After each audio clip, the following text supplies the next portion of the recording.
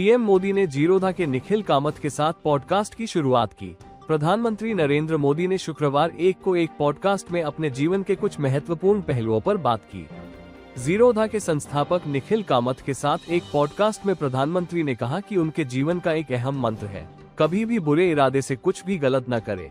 उन्होंने ये भी बताया कि हर व्यक्ति से गलतियां होती है, लेकिन किसी भी काम को गलत इरादों से करना किसी भी हालत में ठीक नहीं होता।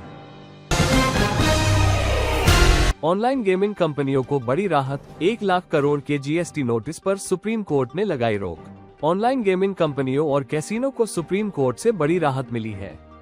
शीर्ष अदालत ने कर चोरी के मामले में जारी 1 लाख करोड़ रुपए से अधिक के कारण बताओ नोटिस पर रोक लगा दी है।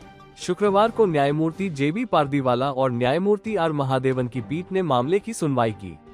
शीर्ष अदालत एक ऑनलाइन गेमिंग फर्म को जारी 21,000 करोड़ रुपए के जीएसटी सूचना नोटिस को रद्द करने के कर्नाटक हाई कोर्ट के फैसले पर भी रोक लगा चुकी है। मैं भी इंसान हूँ, कोई देवता नहीं, मुझसे भी गलतियाँ होती हैं। पॉडकास्ट इंटरव्यू में बोले पीएम मोदी। प्रधानमंत्री नरेंद्र मोदी ने गुरुवार को एक पॉडकास्ट इंटरव्यू में कई महत्वपूर्ण बातें साझा की। उन्होंने कहा कि मैं भी मनुष्य हूँ, देवता नहीं हूँ, मुझसे भी गलतियां होती हैं।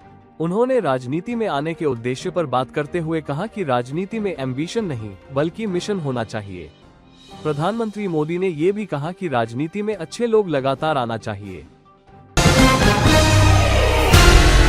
दिसंबर में ई-वे बिल 2 साल में दूसरे उच्चतम स्तर पर, आंकड़ों में खुलासा।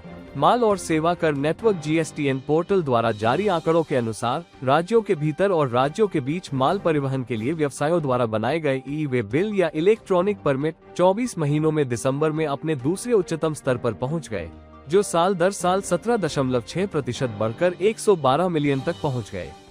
यह नवंबर के 5 महीने के निचले स्तर 101.8 मिलियन से उल्लेखनीय वृद्धि दर्शाता है।